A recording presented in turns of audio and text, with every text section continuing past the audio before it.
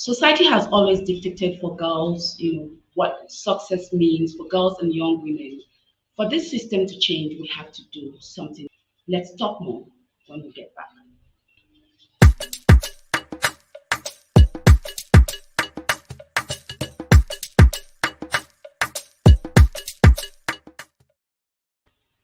Hi, everyone, and welcome again to You Are Not Alone. This is an advocacy, sensitization, and advocacy project of Action Against Child Sexual Abuse initiative.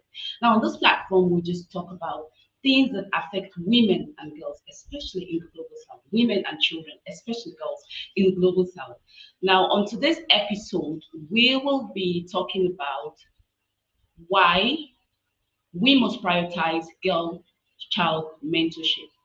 If you're watching from on social, if you're watching from any social media, I mean, we're streaming on three major social media: LinkedIn, Facebook, and YouTube. So if you're watching on any one of them, this is a recorded episode. Please feel free to leave your comments.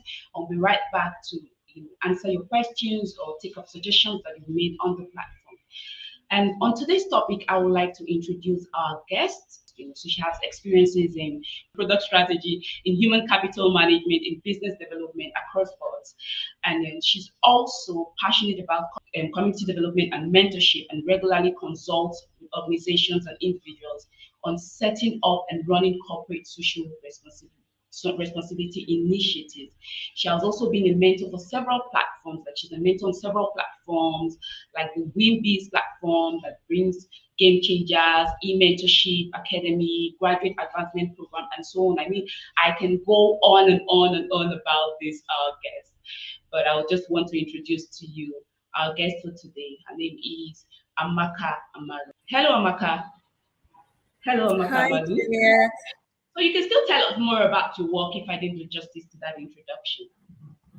Oh, yeah. So, I am a business growth strategist. I love everything business, growing business, expanding business, developing business, everything about business growth and development. I like. So, I have worked across different sectors, like my introduction says. I've worked in the legal space, I've worked in telco space, in the finance space, in the development space, in the venture capital space, now in the fintech space. And it's been a very interesting journey, has been intentional and uh, continuous learning. So I learn intentionally and I do not stop learning. So I think, yeah, that pretty much summarizes who I am. Wow, thank you so much, Amaka. I know we've tried to do this for weeks now, and I'm happy we're finally here. So thank you I know. for actually. You're welcome. So today we're just going to be talking about why we must prioritize the girl-child mentorship. And I will just start by asking, why should we prioritize girl-child mentorship? I know you've worked with a lot of girls from introduction. You've worked with especially girls in secondary school. So I want to know why you're doing what you're doing. Why should we prioritize girl-child mentorship? Okay, so thank you again for having me on your podcast, Juliet. Why the focus on the girl child? Truth is, the girl has played multiple roles, over time in the household, in the society, in the economy. Upholding the rights of the girl child, thankfully, has seen increased support through the nearly global adoption of the conventions on the rights of the girl child, right? As well as the SDGs targets, thankfully, of increasing equality between girls and boys' educational attainment. Um, though the life of the girl child is steadily improving, right? Many are still subjected to very horrific practices, such as female genital mutilation, son preference, especially certain tribes in certain countries, often resulting in female infanticide. Girl child marriage, sexual exploitation, abuse, and all of those things. So for me, while the focus on girls, because I think that the society has not focused on the girl enough, right? I think society has taken that focus of children generally and put it on the male child. So when I say society, the world at large, um, specific continents, specific countries, specific ethnics, specific tribes, specific states, and we can go on and on. So these are the more reasons, many and more reasons why the major advocacy, and interventions have been put in place for the girl child. So I think another major reason why the emphasis on the girl child is because, as we know, the females, we females, we're very delicate, right? So the kinds of things that our bodies, we have a very unique genetic makeup, right? The way our bodies are built and the ways our bodies react to the environment, right? Those things are very sensitive and delicate as opposed to the boys, or rather the males, So there are just a lot of reasons. So why focus on girl child? In summary, I'll say social reasons, biological reasons, environmental reasons, and every other, thing. So. Yeah, yeah, Maka, you really hit a lot of points because when we talked about the biological reasons, that's one of the reasons that have really held girls back.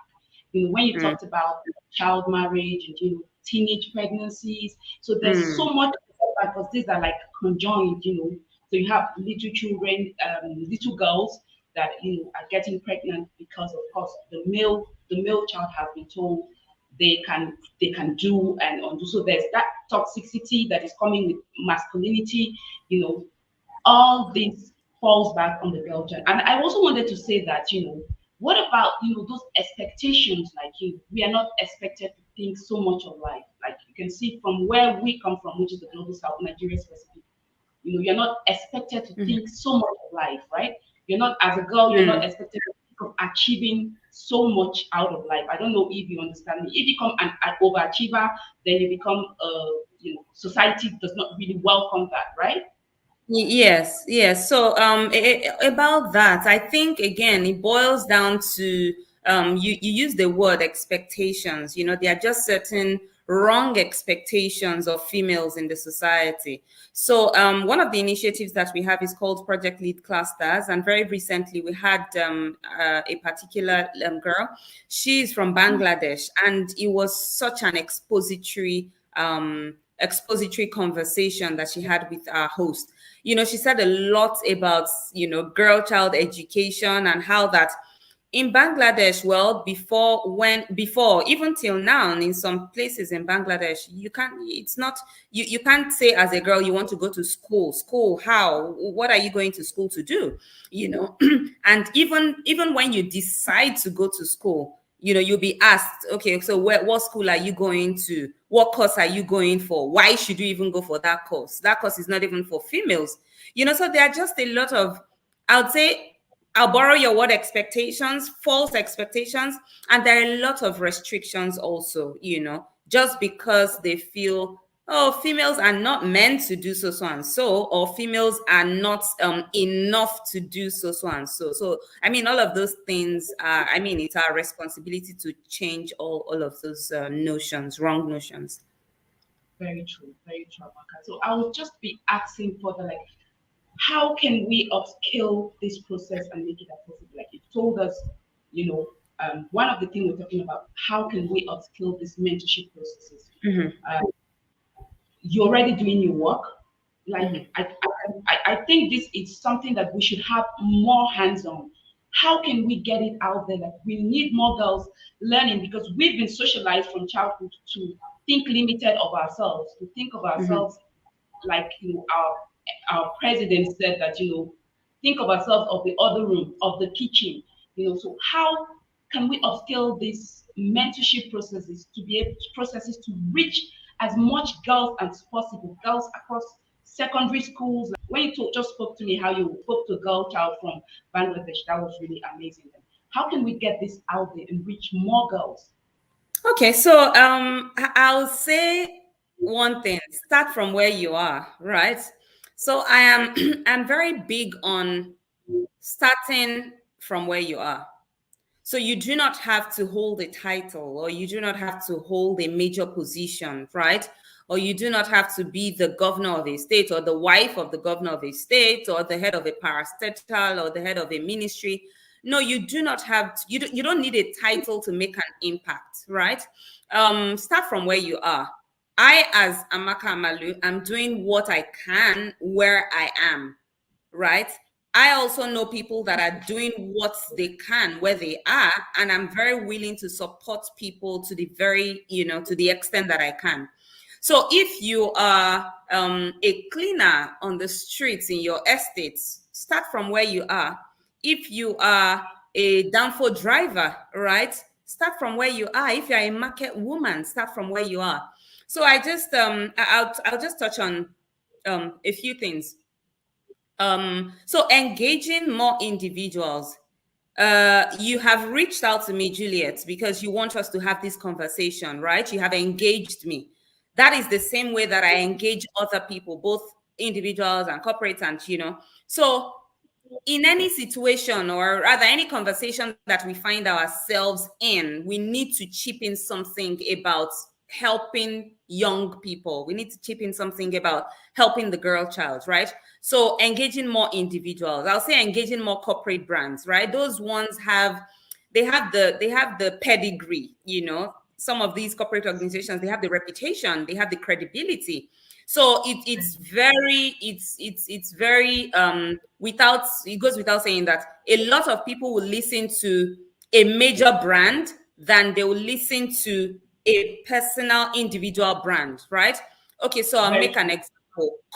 Coca-Cola is in front of everybody, whether you like Very it or true. not. Coca-Cola is in front of you. So tell me, what if Coca-Cola starts maybe a particular marketing campaign and brands something about the girl child? Do you not think that a lot of people will buy into, that particular mindset? Do you see? So engaging more corporate brands, so engaging a P&G, for example, engaging a Unilever, for example, engaging a Microsoft, they can build products around the girl child. So I think that is very important. Training parents. I'm sorry to say this, but there are a lot of people that do not understand what parenting is. I said something recently that you don't outsource parenting. No, it's your responsibility. See, I mean, you don't choose your career over parenting. You have your career to do. I'm a very career-minded person, right? However, we need to set our priorities right. We need to train parents. Parents need to understand, even from the home, how do you treat your male child? How do you treat your female child? While your female child is in the kitchen with you, cooking and doing all the cleaning and chores, is your male child crossing his legs with daddy in the sitting room or in the garden doing something more leisure? No. How do you train? What kind of communication happens in your home? Do you say things like, no, boys don't do that, girls don't do that? No, parents have to be trained. And the truth is, there are a lot of lovely platforms on social media, that do a lot of work around these trainings. I'll say partnering with schools and educational institutions also. So aside the home, the school is the next place where children spend most of their time, right? So partnering with schools, NGOs partnering with schools, schools partnering with NGOs to buy into the curriculum around girl child education, right? I would say partnering with the state also, the state governments, the federal governments, federal agencies, state agencies, and parastatals. So I'll make an example. The Ministry of Women Affairs, GC, you are something around girl child trafficking, sex trafficking, gender violence, and all of those things. So there are a lot of partnerships that could happen. I mean, for me as a person, I'm very big on win-win situations. I don't run alone. I love strategic partnerships that will help me achieve my goal. I mean, I don't have to do it alone. So if I can walk up to a Lagos state governor, for example, and say, you know what, these are the things that I have observed over time. I think I should introduce so and so. If he buys into it, the better for everyone who is living in Lagos state. So when I say everyone, the better for every parent who is living in Lagos state, because there are some ideas that I would have sold to the governor that will prevent some harm coming to your girl child. Do you see? Very So Right. Again, there are loads of partnerships, and people should be very open-minded towards partnerships. This mindset of I want to be an owner, I want to own my thing, I want to be the founder of Project Lead. My darling, so far we're achieving our goal. I am the founder of Project Lead, but I have a solid team that I work with. I don't carry that title founder on my head. So far we're all working together to achieve a goal. So if someone comes to me tomorrow and say, okay, so I want to join Project Lead, I have my NGO, right? I want to join forces with, I'll be very open to it. And the truth is, I can even do the same thing, right? It's all what so Right. far we're working towards achieving the same goal. I do not see any sense of I want to own something, that should come in the way of achieving the goal of really pushing out things that will benefit the girl child. So yeah. Wow. Thank you so much. Like the 2 points I really taken from you is partnership, because I really, really understand the power and the strength of partnership. Like we Mm. partnered with a few some state government agencies. We're also actually trying to partner with Women Affairs on one of our projects. And Fantastic. then schools, we've also tried to work with schools in the work we're Hmm. already doing.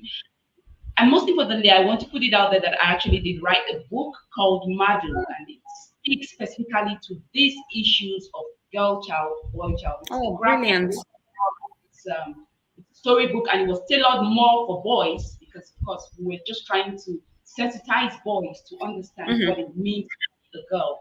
So Wow. you really talked around a whole lot of very important parts that it's really important, especially when you talked about the corporate bodies. This is something that we have also tried to do, but it's been a little bit difficult. Like you said, just one corporate big organization is just in will be heard. Like you said, Coca-Cola. Imagine Coca-Cola talking, designing a bottle about the girl child, and then talking about the girl child. That ends it all. So I mean, those were Exactly. really very, very insightful.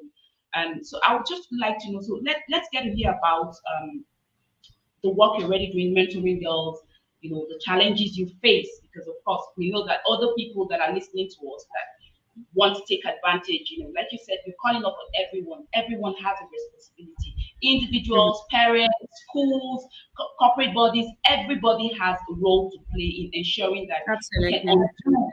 undo, what we have done by, this preference of male child, and in the society that is so patriarchal like ours. So let's hear, some of your challenges, but hearing about the work you do, what have been your challenges you face so far? So, Okay, so I'll just talk a little about what we do at Project Lead.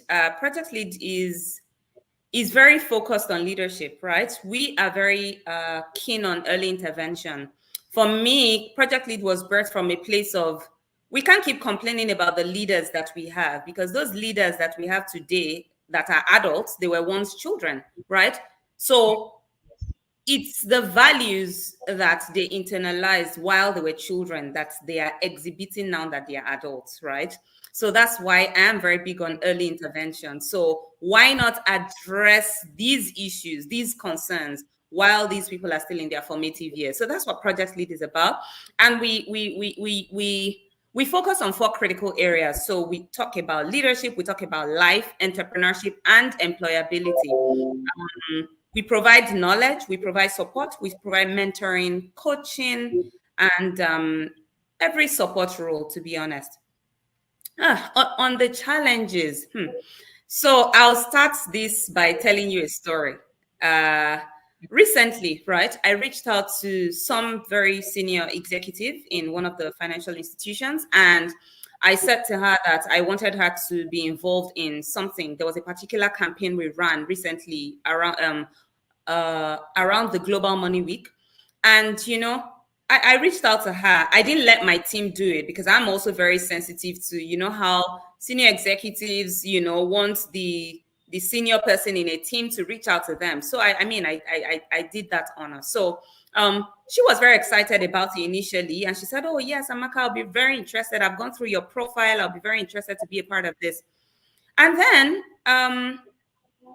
I think the next day, no, I think days after, I got a call from her, and she said, Amaka, please pull down my response. She had sent in what we requested from her, right?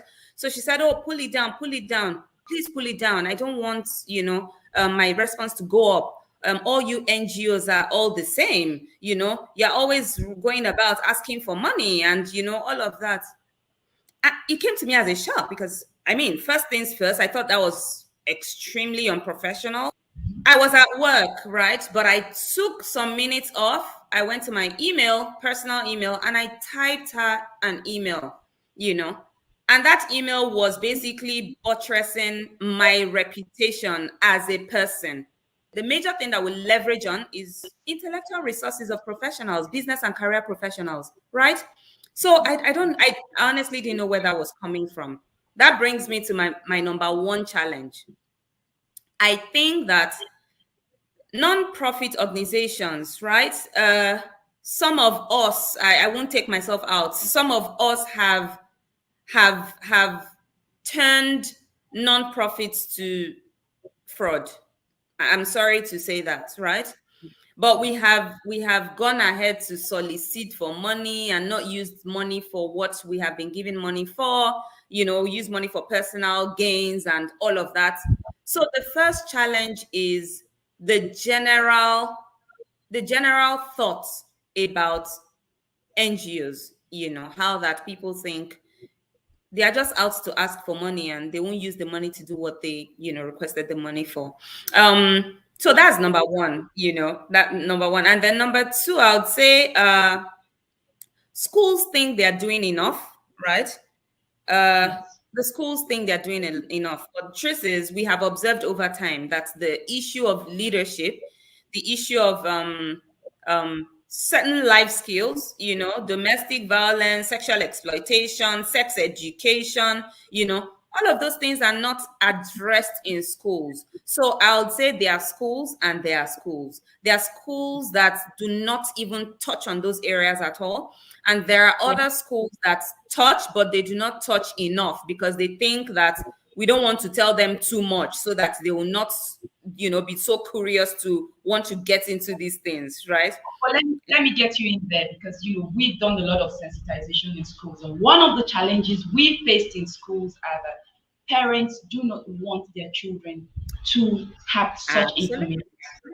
So you see, Absolutely. the schools are working with what the parents have in mind, and then we have a curriculum system or a curriculum that does not really address these issues. The Yes, there's a curriculum. major gap. There's a Exactly. major gap in the education curriculum, a major gap. In fact, the third point I wanted to make was the parents. The parents are number one, they are too focused on academics. I understand academics is, fantastic. I mean, that is all that they should be thinking about now. However, doing academics in an environment or a society that is not safe and sane is a risk if you do not equip your children with the necessary information, necessary knowledge, necessary tools to fight against certain things that the society throws at them, right? So I'll say the schools think they are doing enough, the parents are too focused on academics, and then generalized teaching as opposed to specialized teaching for females, right? So if you're maybe in a mixed school, you teach children everything. But the truth is, as a female, there are some things you teach males that you are not even, meant to teach females. There are some things that everybody learns that females are meant to be taught 10 times more than, the males are taught. So Very true. there is this thing about generalized teaching, and that's why it kind of differs in the Western world, right? They're very specialized teaching. And I'll even make an example, even for children. Okay, so for example, talking about education and academics generally, in schools in the West, I mean, you don't have to impose examination on children. There are some children that are slow, naturally slow in writing, slow in comprehension. They set their examinations differently. I mean, the same thing applies. You do not just dish out knowledge for the sake of dishing out knowledge because that is what is in the curriculum. No, there are certain things that appeal to a female that doesn't appeal to a male, so we need to also address that issue of generalized teaching, right? Wow. So that's really great. Like you really touched around a whole lot. So let's final question. What do you have to say to people, especially the male gender, with regards to mentoring children? Mentoring, Mentoring that's the the girl child, right? yeah, mentoring the girl child. Okay, That's so it. maybe I should say something about the society, right? Um, Unfortunately, so society has not done very well in portraying the girl child, right? So a lot of corporate brands have idolized the female gender, right? Their bodies are tools for major marketing campaigns, that are very related to sexual, stuff. So the image painting is, I mean, the message it passes across is easy accessibility, and it's just basically objectifying those females, which is not very good. This should change, and even boys should begin to also understand that females are not toys, right? The girl child is not a toy. The girl child is not a plaything. Society should learn to give more value and sense of worth to females, and especially their That's body parts. You're doing, maybe a campaign for ice cream, right? And ice cream is put on a woman's stomach, for example, or you want to do a campaign for a car, and it's a body, a female body that is not properly covered. That is, I mean, what exactly are we selling? Are we selling the body, or are we selling the product? So society needs to do better. very, Society needs very to fair. give more value and sense of Very, worth to females and their body parts. And truth is, it starts from home. If a female child is properly trained, yes. no matter what society throws at her, she would definitely have that internal strength to deal with whatever pressure, from a place of discipline, from a place of decency, from a place of ethics, from a place of morality, right? So the home is the foundation for a child's growth and development. So these skills should be intentionally modeled. Intentionally, that's the word, intentionally modeled at home. And every parent, as we know, is their child's first mentor. So this should not be a cliche. It should not be a mere cliche. It should be very much practicalized. About the male gender, what I just have to say is, you need to join in this talk. You need to join in this advocacy, because why? You have a mother waiting. If you're not that, you have sisters. If you do not have sisters, you have daughters, right? So whatever it Exactly. is you shut your eyes to will definitely somehow come back to you, right? Very, So the male gender, I appeal to, the males out there, join in this advocacy, join in this fight, you know. And I worry that these kinds of, I mean, I gave two examples earlier of marketing campaigns. I worry that it's the males, and of course some females, that go to social media and like those campaigns. You're liking something that you're not in support of. How does that work? So by the time they put out something that is totally anti your principles or your values, the values that you uphold, you don't interact with such posts. You don't interact with such campaigns. You exactly. don't interact with such products. So yes, I think it's everyone's responsibility to mentor girls. Wow. Thank you so much, Amaka. You've really taken us to a whole new world. And so all my audience, the viewers, you've heard from Amaka. Like it's all our responsibility. Everything you do, you must, have it at the back of your mind to mentor a girl child across occupations. Women have this likelihood of not supporting women. It should be over. Like for every girl child you see, for every successful woman, I've forgotten how to say it, but it's really important that you help to pull another woman up, because it's really difficult for women on that journey. You don't have to expect them to do it all by themselves. Oh, I did it by myself. So it's really important that we always reach out and mentor. Womanhood all starts with the girl child. So let's mentor girls and change the narrative for the women in future. Amaka, thank you so much for being on Thank this you. episode. No problem. Thank you. And well done. I should say a big well done to you, Juliet. You're doing such an amazing job. I mean, you're playing the role of a parent, you're playing the role of a teacher, you're playing the role of a counselor to so many people. So well done, and God bless you. Well done. Thank you so much, Amaka, and keep up the good work. Keep up the Thank good you. work. No, it's a Okay, problem. so that'll be all. So let's bye to the audience. Bye, and thank you so Bye. much. Thank So you. please feel free to leave your comments and follow us on all our social media platforms. And do have a lovely day. Bye for now. Bye, Bye. Amaka. Bye. Bye.